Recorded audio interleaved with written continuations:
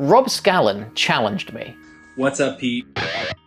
You're one of my favorite guitar players on YouTube and have been for a long time.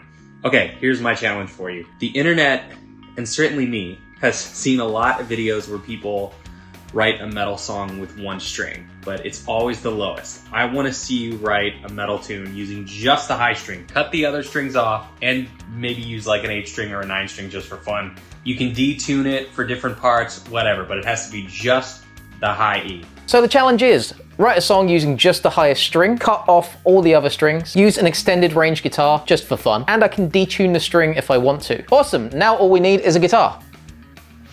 Oh, this'll do. I definitely don't need to introduce you to Rob Scallon. He plays guitar for the internet. But this is his signature guitar from Schecter.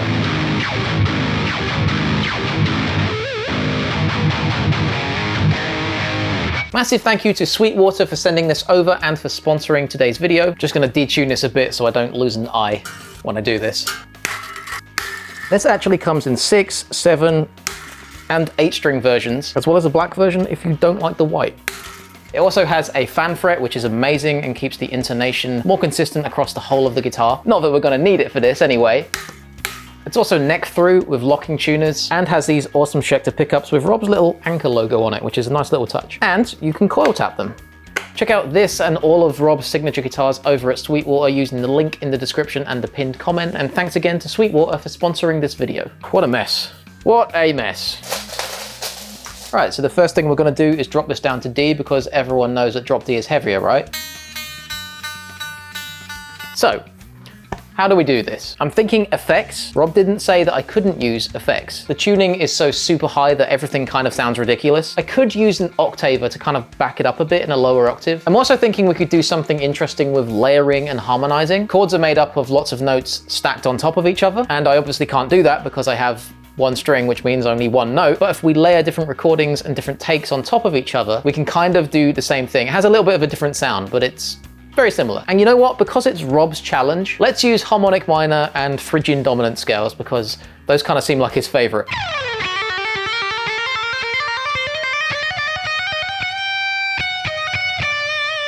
So the first thing we have to do is make this sound like this.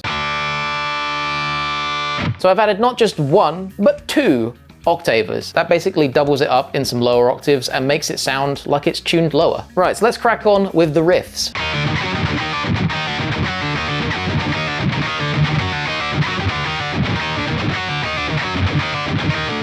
So I played around with some ideas and eventually settled on this. Kind of genty and a little bit groovy with loads of space for things to be added later. Next, I wanted to introduce a melody that would be added and sit under the main riff. And again, I came up with something that was really simple.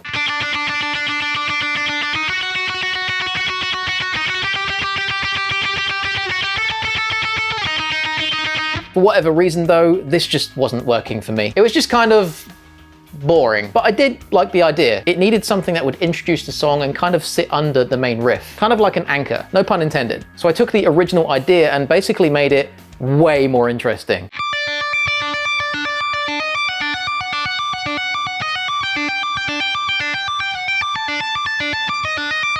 Now it keeps the feel of the original idea, but it's just way more fun. So this song is in Phrygian Dominant. That's the scale we're using, I think. Don't come at me, music boffins, I'm trying my best. Basically, it's the metal scale because it makes everything sound, well, metal. Metal! It's British. And it also sounds really good when you harmonize it with another layer of guitars. And you can harmonize in all kinds of ways, like perfect fourths, perfect fifths, but I eventually settled on what's called diatonic thirds.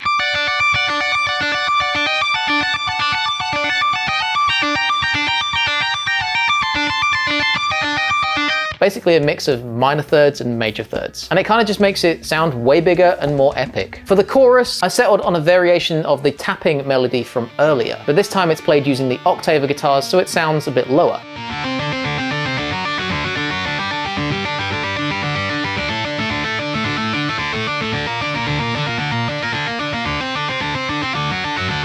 At this point, I felt the song needed a big old Chuggy Breakdown riff. You know, something you can bob your head to. This section all came together in under 5 minutes. I guess I'm just better at writing the chuggy stuff.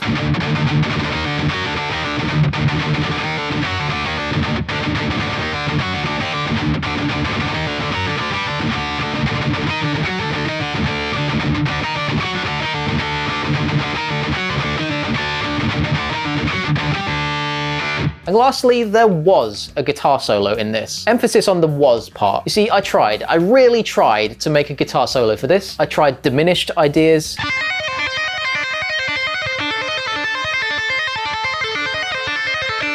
I tried simpler, kind of mashuggery ideas.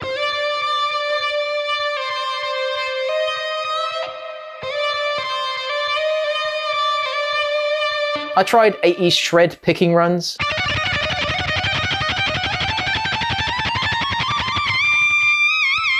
But it just didn't come together, and it just kind of sounded better without it. So I binned it. In the bin. I guess this is a new metal song now. After all of that, here's what I came up with. Tab, as usual, is on my Patreon. Check out the guitar at Sweetwater using the link in the description, and let me know what you think of the full finished song in the comments down below.